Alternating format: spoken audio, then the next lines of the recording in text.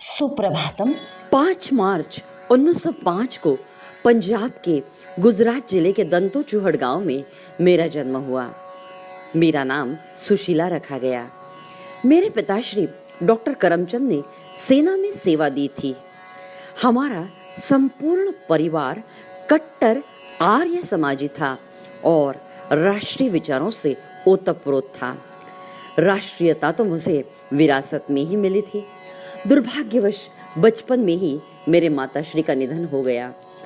शायद दुख की अभिव्यक्ति के लिए कविता का माध्यम मैंने चुना और ईश कृपा से मेरी सारी कविताओं को अनेक नामांकित व्यक्तियों ने खूब सराहा।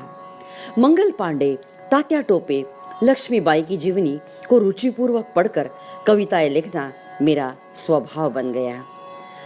आगे की शिक्षा के लिए मैंने जालंधर के आर्य कन्या महाविद्यालय में प्रवेश लिया। महाविद्यालय की प्राचार्या शन्नो देवी ने मुझे क्रांतिकारी विचारों से अवगत कराया।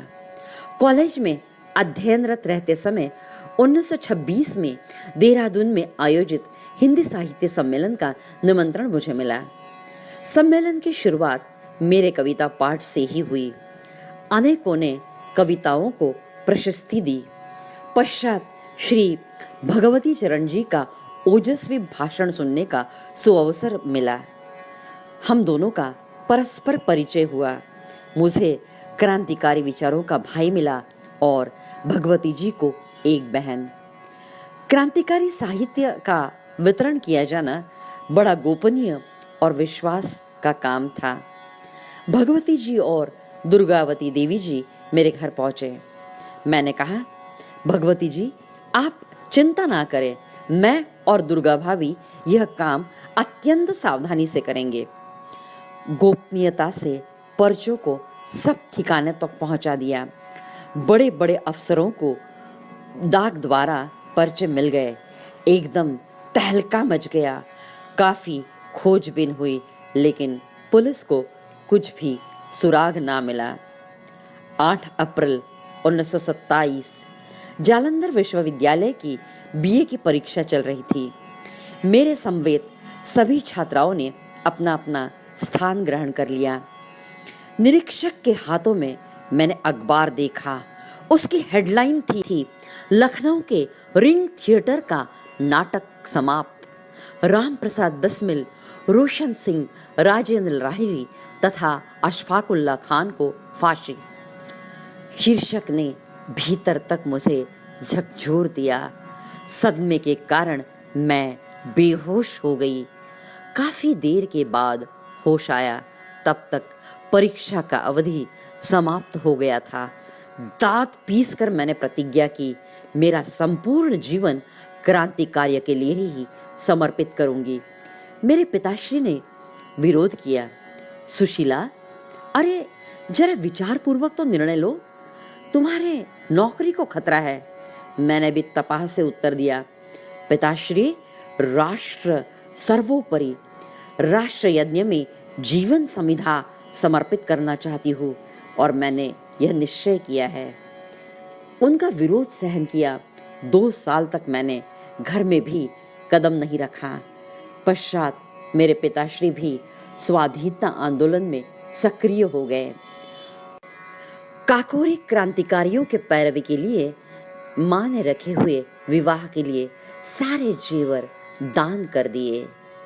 आगे चलकर आचार्य शन्नो देवी के आग्रह पर सुरक्षितता के दृष्टि से मैंने कलकत्ता जाने का निर्णय लिया। कलकत्ता के नामांकित व्यापारी सेठ छाजूराम को उनके पुत्री को पढ़ाने के लिए एक सुसंस्कारित एवं शिक्षित महिला की आवश्यकता थी। पढ़ाने का दायित्व बड़े कुशलता पूर्वक निभाया और देखते देखते सेठ जी के घर की मैं एक पारिवारिक सदस्य बन गई। 30 अक्टूबर 1928 कलकत्ता में साइमन कमीशन के विरोध में निकलने वाले जुलूस का नेतृत्व कलकत्ता कांग्रेस कमेटी के अध्यक्ष सुभाष चंद्र बोस ने किया। मैं, कौशल्या और सुभद्रा इस जुलूस में सम्मिलित हो गए। मेरे हाथों में एक बैनर था जिस पर लिखा था, साइमन वापस जाओ। मेरा अहोभाग्य सुभाष जी ने मेरे हाथों में तिरंगा थमा दिया और कहा, सुशीला दीदी आप आगे रहो, हम सब आपके पीछे रहकर नारे लगाएंगे। अग्रेसर की भूमिका मैंने निभाई और जोर जोर से नारे लगाती रही, साइमन। सुभाष बाबू सहित बाकी सभी लोग कहते थे, वापस जाओ। सुभाष बाबू का वरद हस्त प्राप्त होना मेरे लिए सौभाग्य की बात थी। मेरठ से भाई भगवती जी भागे भागे आए और वे तुरंत लाहौर जाना चाहते थे। उन्हें आग्रह करते हुए मैंने कहा, भगवती जी, कलकत्ता क्रांतिकारियों के लिए सुरक्षित स्थान है, आप कृपया कुछ दिन यहाँ रुक जाइए। थोड़े ही दिनों में तार मिल गई। मैं भाई के साथ कलकत्ता आ रही हूँ दुर्गा। तार तो लखनऊ से आई थी। हम दोनों विचार करने लगे। शेष कथा भाग अगली कड़ी में। राष्ट्र समर्पिता सुशीला देवी जी को कोटि कोटि प्रणाम।